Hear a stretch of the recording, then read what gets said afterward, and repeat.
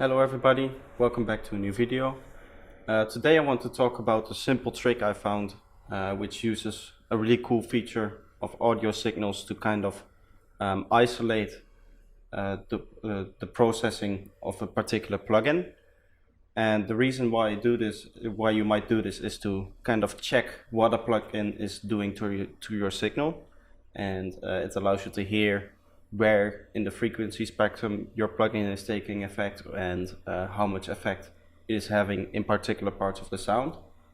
And this is really useful in stereo and compression, where the details of a plugin might be really subtle, but can have dramatic effects after you go into a mastering chain or further into the mixing chain.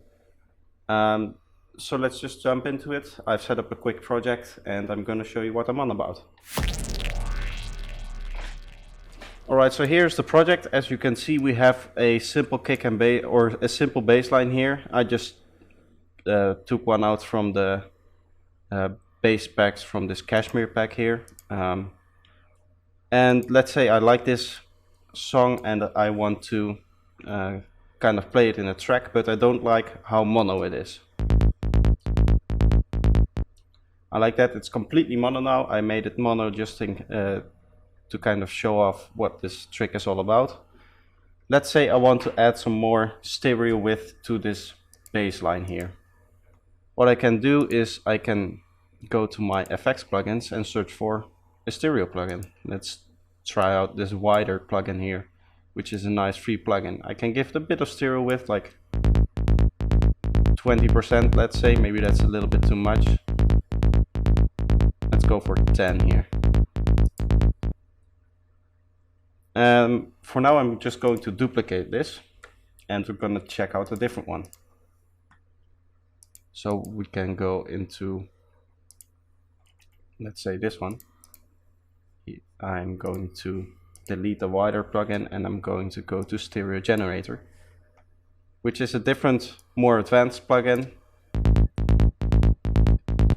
Creates a little bit of a different feeling. I'm going to slightly turn this down too. So it's a very subtle effect. Now you can kind of hear the difference, of course, but you can't really tell which areas of the frequency spectrum are affected and really how it's doing what it's doing. So in order to actually kind of get a feel for what it's doing, you can see I have a different audio track here, and what we can do is we can just copy over our bass line here. And if I then go to the utility, you have these flip functions. Now what this does, if I actually go into the waveform, a waveform is basically a whole bunch of values going from a negative range to a positive range. And what this button does is it flips the waveform around its axis, so any negative values become positive values and all the positive values become negative. And yeah, that's so if I flip both of these and I remove any other processing from this track, you can hear that it cancels out all the whole mono signal, and we end up with a stereo signal. And we can use this to check which one we like most. And you can now hear a big difference between the two, and we can in fact actually record both of them. I can set this to resampling, turn this on, and we'll turn this on.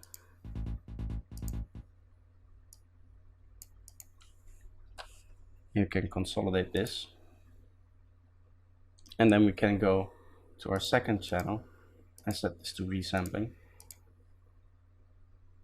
and we'll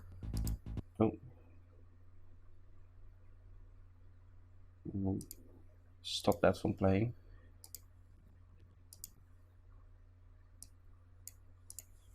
And we'll consolidate this too. Now you can go in, and if you really want to dig in, you can check out the waveform and you can see, oh, this sounds is more or less noisy, and this is more of a noise signal, and maybe you kind of want to do some other analysis to the sound. You can turn it up to 0, for example, and check out the difference here. You can see there's actually a really big difference between the two.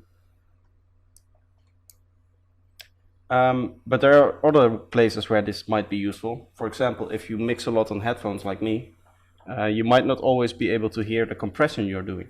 So if we make another track here, we can say, for example, oh, I'd like to compress this bass line a little bit more to kind of get out some of the frequencies, or to do some other things. Maybe you want to turn down the sub a little bit through compression.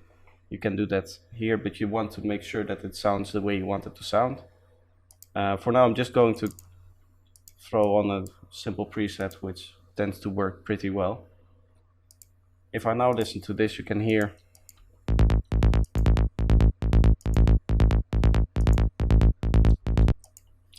there's a difference, but it might be hard to tell what exactly changed here. So again, what we can do is we can just throw on our secondary audio track. We'll turn both of these on, which again flips the signal, and you'll be able to record this. And you can actually, if I see this, you can see this particular plugin is doing so much to the signal that actually a lot of things have changed between the original and the compressed version, and you basically get a new sound out of it. As you can see, there are some timing differences. For example, this click is might be shifted over or changed in polarity or something, and you can see that the difference between the original, which we had here, and our multiband compressed version is actually quite big.